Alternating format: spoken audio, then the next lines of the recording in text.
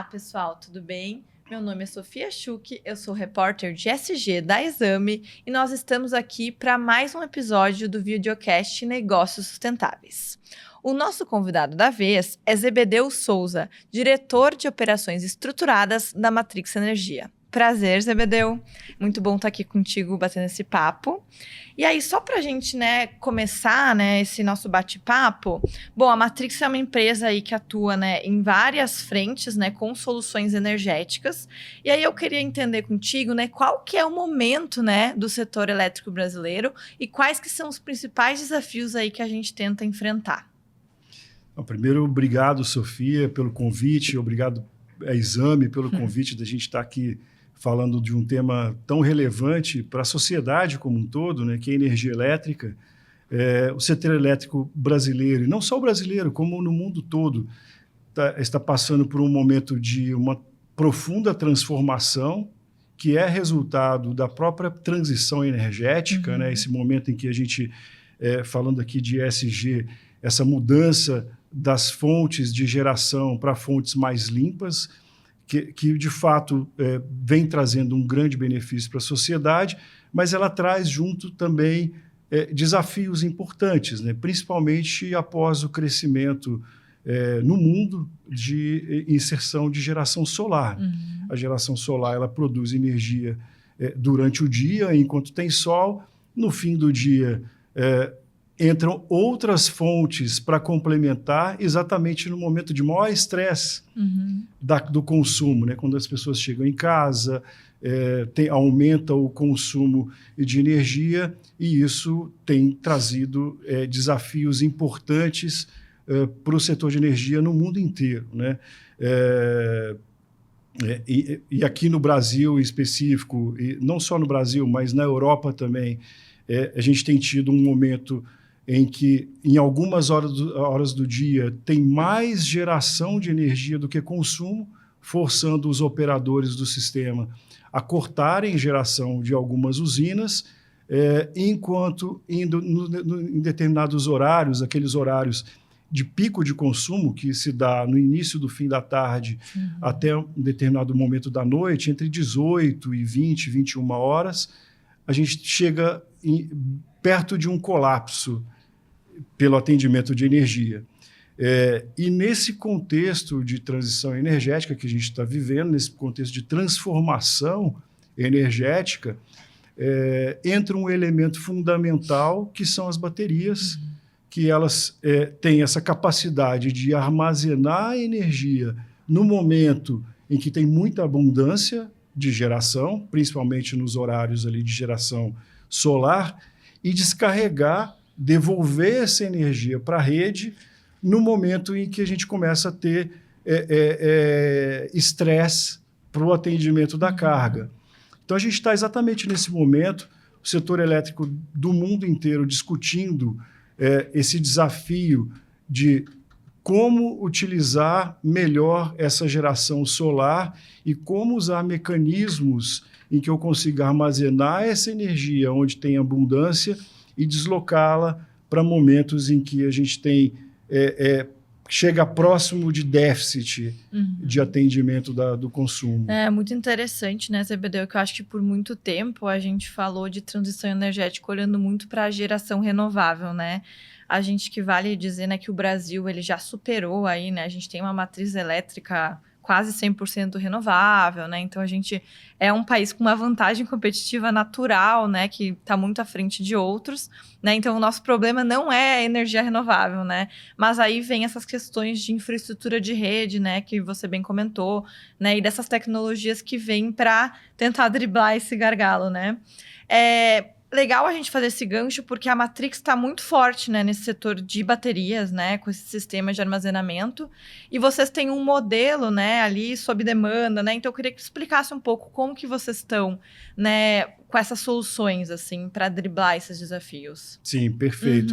A Matrix foi super pioneira nesse uso e aplicação de baterias aqui no Brasil. Isso tudo numa parceria com a Huawei que produz o equipamento de ponta, é dos sistemas de armazenamento mais avançados do mundo. E a Matrix ela entrou até com uma forma muito corajosa nesse mercado, porque a regulação no Brasil ela está sendo desenvolvida, mas ainda com atraso em relação a outros países, né? A gente já tem na Europa 80 gigas, só em termos de grandeza, né? 80 gigawatts-hora de baterias instaladas na Europa, enquanto no Brasil a gente não tem nenhum giga instalado. Estamos atrás, né? Estamos Mas tem uma atrás. oportunidade, né? Na Califórnia, por exemplo, tem algo perto de 30 gigas instalados só na Califórnia. E lá, por exemplo, nessas horas críticas, entre 18 e 21 horas, às 18 horas, que é o horário mais crítico, em alguns dias, baterias já representam a maior fonte de atendimento da carga na Califórnia. E no Brasil, aqui, a gente está começando e com uma regulação em construção. A Matrix foi muito corajosa. De apostar, né, nesse mercado. Entrar nesse mercado. E talvez com uma das aplicações mais complexas que tem em bateria, que é a aplicação behind the meter, que é atrás do medidor do consumidor, das grandes cargas. Então, a gente tem um modelo de atendimento em que a gente instala a bateria no consumidor, sem custo para o consumidor. A Matrix arca com o CAPEX, com o investimento e cobra isso via um OPEX, tá? Num modelo que pode ser um contrato de custo variável ou um contrato de custo fixo. Então, isso tudo usando principalmente a arbitragem entre a diferença de tarifa entre ponta e fora de ponta. Tá? Então, além dessa aplicação, a gente tem descoberto outras aplicações de baterias no Brasil. Uma delas é um projeto ultra inovador que foi feito numa distribuidora no Paraná. Né? Legal. Que eu tenha notícia, talvez seja no Brasil, primeiro, com certeza, né, mas talvez em termos mundiais, uma das poucas distribuidoras que consegue atender em determinados horários quase 100% da carga com baterias. Né? Isso tem sido um grande laboratório para o Brasil de uso das baterias, porque ela tem resolvido nessa distribuidora os grandes problemas que a gente tem visto no setor elétrico hoje, em termos dos desafios das fontes solares, que aí tem questões um pouco mais técnicas ali de inversão de fluxo, os problemas técnicos que acontecem nas distribuidoras. As baterias nessa distribuidora, que é uma distribuidora da Pacto, as baterias equacionaram, então melhoraram aspectos de qualidade de rede, uma série de coisas. E eu acredito fortemente que isso vai ser uma tendência no setor. Perfeito. A bateria tem muitas aplicações, né, Zebedeo? Eu acho que esse projeto aí na rede de distribuição é muito interessante, porque também traz um potencial de vocês testarem, né, algo que é pioneiro e também daqui a pouco replicar, né, para outras regiões, outras cidades. O que falta para a gente conseguir, de repente, replicar modelos assim, né? Além da questão regulatória, né? Que, como você bem falou, a gente ainda está patinando, né? Acho que tem muitas coisas ali em aberto, mas o que mais que a gente precisa, né? Porque a tecnologia está ali, a gente ainda também depende muito da China, né? Para as baterias, né? No caso, então acho que tem essas questões de mercado também. Então, se puder nos contar um pouquinho o que vocês acreditam aí que precisa para a gente destravar essas aplicações em uma rede de distribuição, por exemplo. Perfeito, perfeito. As baterias elas vão acontecer de qualquer forma. Assim, implantação de baterias vão acontecer, seja no residencial, né? Dando exemplo, no residencial, por exemplo, a Austrália tem implantado 1.000 baterias por dia em residências. Então, isso com um pouco de incentivo do governo, com políticas públicas, incentivou esse mercado e está crescendo muito lá. Aqui no Brasil, eu também acredito que isso vai acontecer. Já está acontecendo ainda num ritmo mais lento, mas eu acredito que vai acontecer independente de incentivos. bateria para escala tem um aspecto bem importante do modelo de negócio de baterias, que é empilhamento de receitas. A bateria, para ela se viabilizar, ela depende de empilhamento de receitas. O que isso quer dizer? Que, por exemplo, numa aplicação do consumidor, só a arbitragem entre diferença de tarifa de uma hora para outra, ela, em geral, não viabiliza puramente o equipamento com um bom retorno. Eu preciso de receitas adicionais. O que são essas receitas adicionais? Pode ser, por exemplo, um serviço que essa bateria presta para a rede. Né? O fato dela deslocar consumo em um horário crítico para o sistema, isso deveria ser remunerado. Claro. Quem implantou a bateria, colocou esse equipamento, e esse equipamento alivia a carga crítica num momento de estresse do setor, deveria ter uma remuneração, porque é mais barato dar esse incentivo, talvez, do que contratar térmicas, que é o que a gente está fazendo.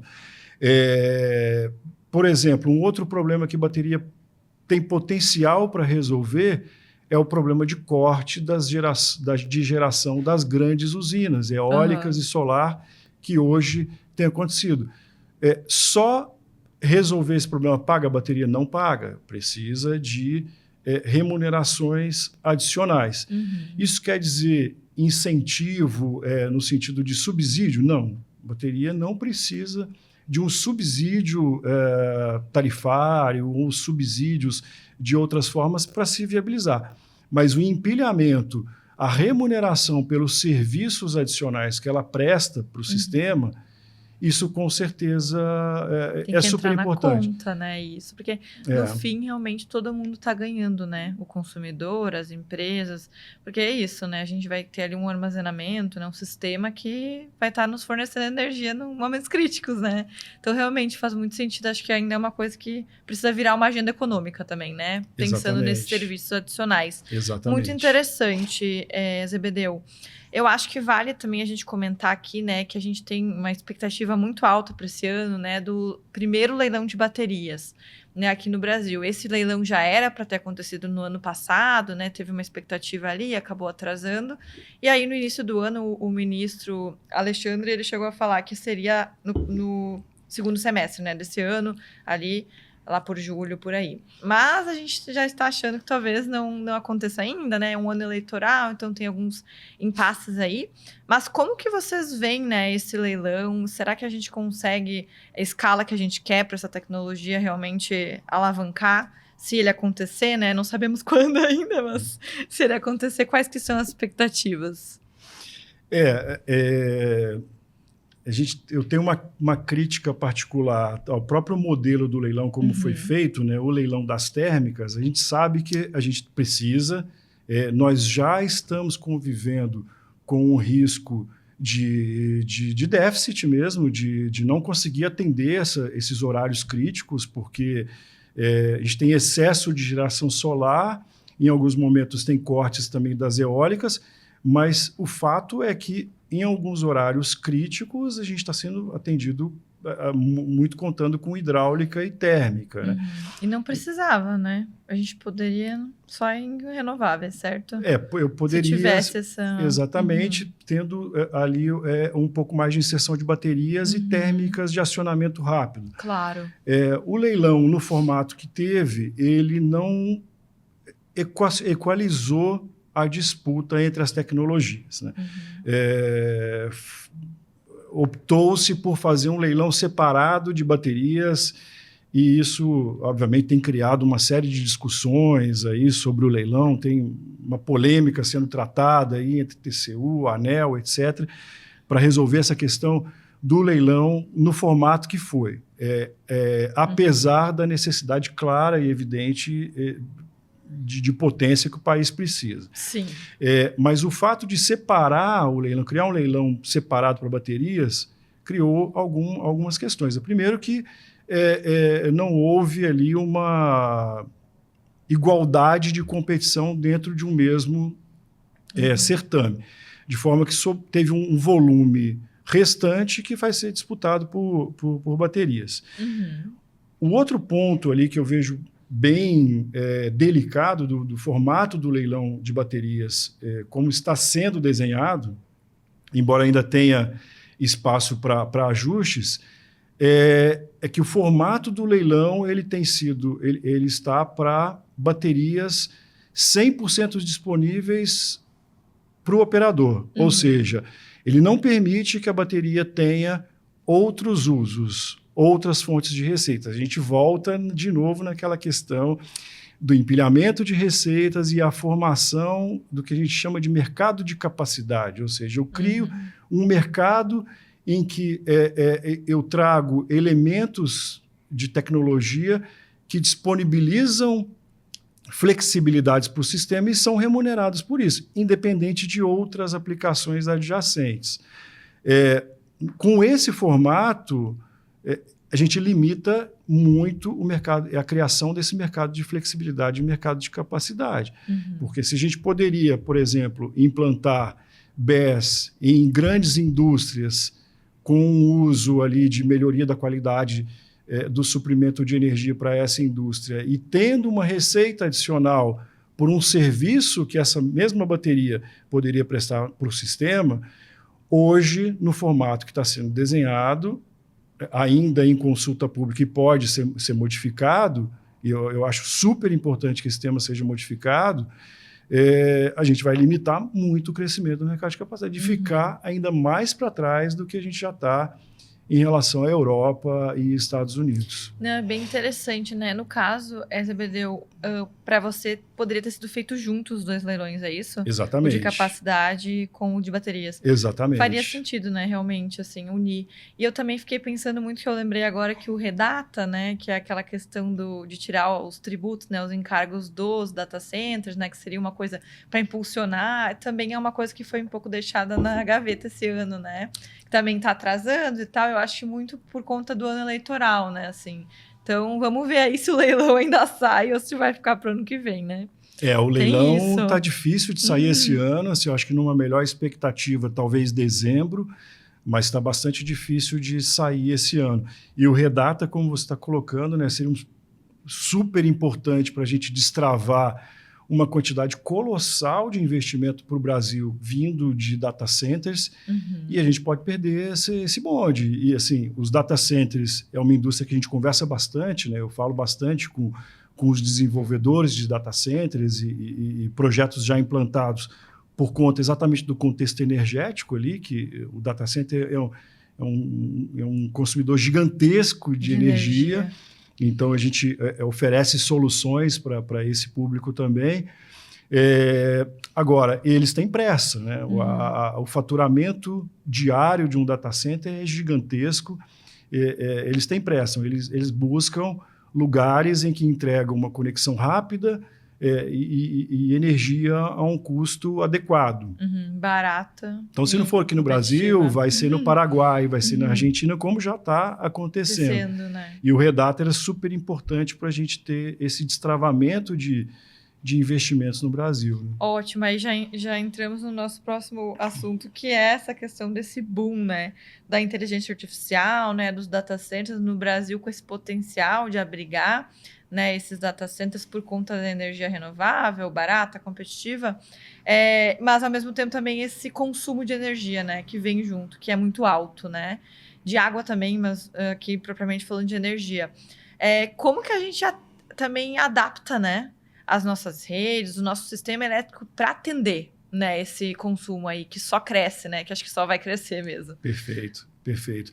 De fato, o consumo de um data center é muito grande, tanto que eles próprios, assim, os desenvolvedores, medem o tamanho de um data center em megawatts, não é uma medida elétrica, né? Então, um desenvolvedor fala, olha, eu estou desenvolvendo um data center de 100 megawatts ou de 1 gigawatt, uma medida elétrica, porque, de fato, o consumo é muito grande. Para o público em geral ter uma ideia, assim, para a gente fazer uma pesquisa, obviamente que data center tem aplicações diversas, né? Tem aplicação de cloud, tem aplicação de IA. IA consome muita energia. Uma pesquisa que a gente faz numa IA consome 10 vezes mais energia Dá do até que... uma depressão isso, né? Quando vê os números. Do que uma pesquisa no Google. Mas assim, eu sou super otimista com esse... Porque, em geral, as pessoas... Nossa, vai consumir mais energia, isso é ruim, isso é contrário à ESG. E, na verdade, eu tenho uma visão absolutamente oposta em relação a isso, porque o data center... E uma visão muito otimista.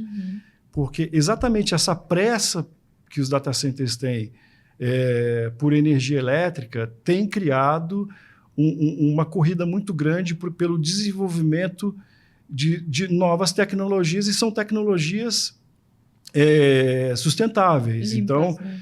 Baterias de longa duração, baterias em longa escala. Outro recurso que está sendo bastante desenvolvido também, ainda em pesquisa, tem um prazo mais longo de desenvolvimento, mas está sendo em desenvolvimento, que são pequenos reatores nucleares, ali numa escala menor, para atender essa demanda também. Então, eu estou super otimista com esse movimento dos data centers em termos de o que eles vão causar de velocidade de inovação no setor de energia, né? Mas realmente são um data center de 1 giga é equivalente mais ou menos ao consumo de uma cidade do tamanho de Brasília, por exemplo. Quando a gente compara, é gigantesco, né? É gigantesco. A gente fala, assim, a projeção para até 2030 pelo menos a gente dobrar o tamanho de data centers que a gente tem no Brasil. Isso a gente está falando de incrementar mais ou menos uma Rio de Janeiro inteira em termos de consumo de energia até 2030, né? Ou seja, até 2030, isso talvez sem redata, né? Com redata isso pode ser muito maior. Aumentar, né? A gente está falando de acrescentar uma Rio de Janeiro em termos de consumo em menos de 5 anos. Né? Eu acho que a gente vai para um outro ponto interessante, que é a mesma ideia, acho que, dos carros elétricos, né? Acho que os data centers vão ser sustentáveis dependendo do país em que eles estão, né? E o Brasil traz isso, né? Então, a gente tem um polo fértil aqui, né? Uma oportunidade muito grande de trazer esses data centers mais verdes, né? Digamos assim, Zebedeu. Então, tem um potencial aí a ser explorado. E aí, Zebedeu, voltando um pouquinho para a Matrix, né? Quais outras tendências, né? Quais projetos que vocês estão colocando mais energia é bom, né? Literalmente, energia nesse ano. O que vocês estão apostando mais para 2026? Bom, a gente tem algumas oportunidades. Eu acho que baterias têm uma avenida de crescimento e nas diversas aplicações. Em própria mobilidade, como você comentou, baterias vão entrar com uma grande solução para a mobilidade elétrica, principalmente quando a gente fala de ônibus, caminhões. Eletrificação, né? Eletrificação de ônibus e caminhões. A gente já tem uma solução desenhada e já em uso aqui em São Paulo para abastecimento de ônibus, porque de onde vem esse uso da bateria para abastecimento de ônibus elétricos, ou mesmo caminhões na indústria, né? Mas falando especificamente de ônibus. Cada ônibus representa uma carga grande, assim, uma carga, a gente está falando coisa de 80 a 100 quilowatts, carga, bastante mesmo. É uma carga importante. E a rede elétrica das garagens, elas hoje não são preparadas para isso. Uma solução é você implantar uma bateria que vai armazenando ao longo do dia, vai carregando e consegue descarregar de uma forma rápida e num intervalo mais curto de tempo os ônibus. Então, baterias hoje resolvem um problema importante de infraestrutura elétrica para viabilizar a eletrificação da frota de ônibus, né? Então, isso é bem importante. E essa mesma aplicação ela pode ser dada, por exemplo, na indústria de mineração, que já tem um movimento de eletrificação dos caminhões, aqueles grandes caminhões lá de mineração. Então, são aplicações parecidas. E a outra aplicação é aquela que a gente comentou lá das distribuidoras, né? Que tem um potencial enorme de crescimento. A Matrix hoje tem um diferencial enorme nesse mercado de baterias, porque foi pioneira, aprendeu detalhes que eu acredito que só se aprende mesmo com a prática. Ela foi pelo caminho mais difícil, que é implantar o behind the meter ali, que é esse BESS na indústria, né? Nos grandes consumidores. A bateria dentro de um consumidor, ela está trabalhando em conjunto com um ecossistema super complicado de máquinas, equipamentos sensíveis, etc. Isso gerou um aprendizado muito grande para a empresa. A Matrix é hoje a única empresa no Brasil que possui um centro de operações para baterias, para monitoramento. A gente tem baterias implantadas em 60 clientes. Isso tudo é monitorado em tempo real. Ai, que legal. De dentro da Matrix. Então, assim, tem de fato uma avenida de crescimento para a empresa nesse segmento que está só começando. Eu diria que ela mal começou, né? Mal começou. Dos 700 mega, mais ou menos, que tem no Brasil implantado, 160 foi a Matrix que implantou. Nossa, em clientes. Né? É muita coisa. Então... E é muito teste, né, Zebedeo? Vocês estão ali testando, sendo pioneiros para realmente criar as condições que a gente precisa para isso, né, alavancar, assim. Esses dias eu até ouvi a questão das baterias, né, que muita gente do setor fala que vai ser como aconteceu com a solar, né, que teve aquele ano ali que teve uma expansão e aí barateou a tecnologia, escalou e hoje temos o que temos, né, de solar. Então, acho que é bem interessante, assim. Em relação às baterias ainda, bom, o projeto de distribuição tu comentou. Isso. Tem uma outra aplicação que você não falou, mas que eu acho que talvez seja uma oportunidade também, nessas empresas intensivas em energia, né? Sim, sim. Aplicações industriais mesmo, sim, né? Para funcionar ali, máquina, etc. Tipo aço, mineração, né? Como tu comentou ali de mineração, mas comentou na eletrificação, né? Sim. Mas acho que também tem uma oportunidade bem bacana aí para se explorar, né? Não, com certeza, com certeza. Até te falando da velocidade, né? Eu costumo dizer que, comparando com a velocidade que foi solar, e de fato solar é a fonte de energia, a fonte de geração de energia elétrica que aconteceu mais rápido na história, né? Nem hidráulica, nem eólica, nenhuma aconteceu de forma tão rápida. E eu costumo dizer que as baterias elas vão ter uma inserção ainda mais rápido do que a própria solar. Porque isso já está acontecendo quando a gente pega a implantação, quando a gente pega os primeiros 100 GB, os primeiros 100 GB de hidráulica, de solar e de baterias, os 100 GB de baterias chegaram mais rápido em um tempo menor do que 100 GB de solar. Então, esse mercado vai acontecer muito rápido. Expandindo rápido, né? Vai acontecer muito rápido, assim. No Brasil, a gente está um pouco distante disso, mas para a gente que acompanha o noticiário internacional, a gente vê que assim, já está acontecendo. A China exportou uma quantidade gigantesca de baterias.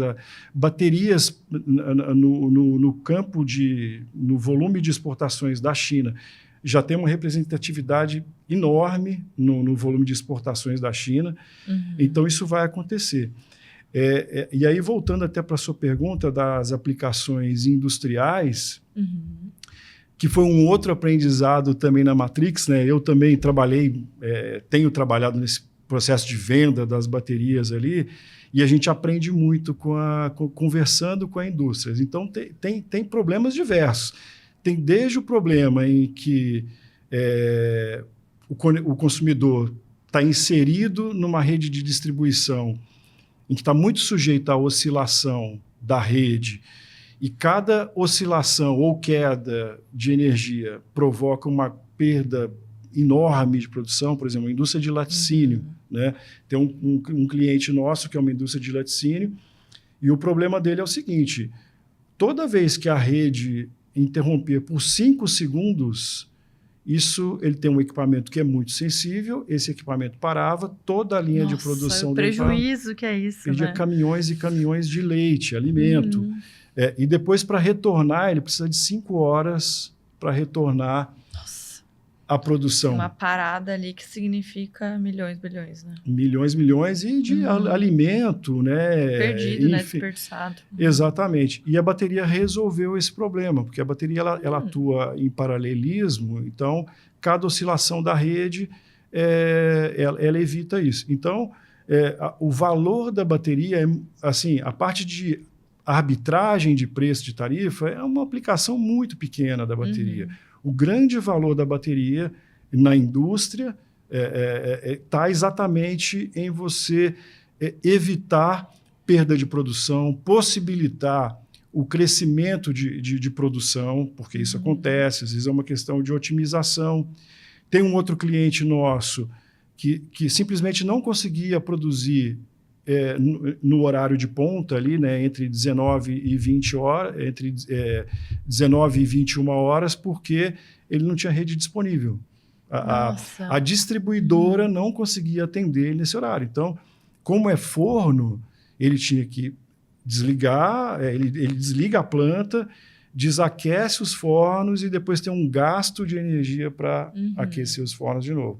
Então, a bateria ela entra como uma solução para esse tipo de coisa. Tem uma série de aplicações assim, né? Quando a gente fala de indústria. Muito bom, Zé Bedel.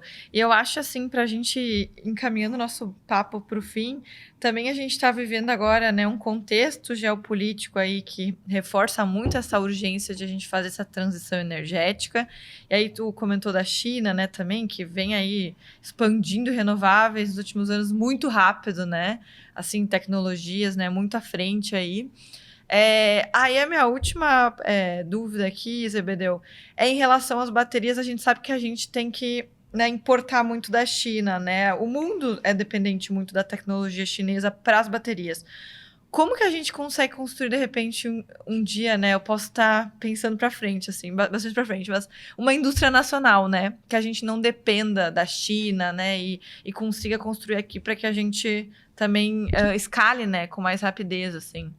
Não, isso é super Essa importante. é a pergunta de milhões, né? Não, isso é difícil. É super importante, né? E a gente já está desenvolvendo uma indústria nacional, né? Tá aí a WEG, por exemplo, super avançada. Super fábrica, a Moura, né? também, que né, enfim. Mas mesmo assim depende de partes da bateria da China, né? Depende, exatamente. Agora, em termos de aceleração dessa transição, esse momento que a gente está geopolítico, ele é mais um catalisador de aceleração dessa transição energética da eletrificação. E a China vem sendo aí uma locomotiva importante nesse sentido, né? A China, no ano passado, ela acrescentou em capacidade de geração de energia elétrica uma Alemanha. Só em um ano, a China acrescentou em capacidade instalada, né? Obviamente, com fontes ali solar, principalmente solar e eólica, e um pouco de termoelétrica também, mas foi uma Alemanha. Isso é muito significativo. E isso impulsiona o setor, impulsiona o mundo de forma geral. E esse momento geopolítico que a gente está vivendo vai acelerar mais ainda essa transição energética. Agora, isso... assim, baterias são um elemento chave dessa transição energética, porque as fontes renováveis elas não resolvem a questão de potência que o sistema precisa em determinadas horas.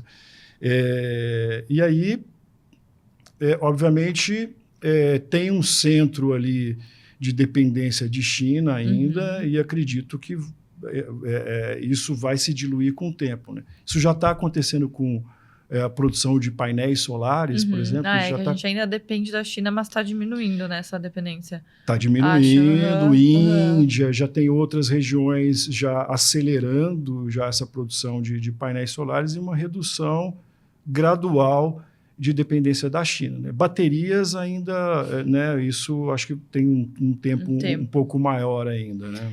E sem falar nos minerais críticos, né, Zebedeu, que eu não vou nem entrar, que isso é outro assunto que a gente tem muito, né, aqui, que as baterias dependem, né, dos minerais críticos e sem falar que os Estados Unidos também tá de olho nisso, né, com essa questão geopolítica com a China. Então, aqui o Brasil tem uma oportunidade gigantesca. Próximo episódio, exatamente. Né? Segundo maior reserva de terras raras aí do mundo, né? Temos uma oportunidade de aí não é nem de ouro, né?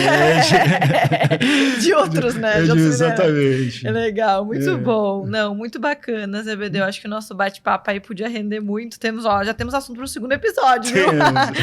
Se você quer acompanhar esse episódio e todos os outros de negócios sustentáveis, acompanhe as nossas redes sociais. Até a próxima!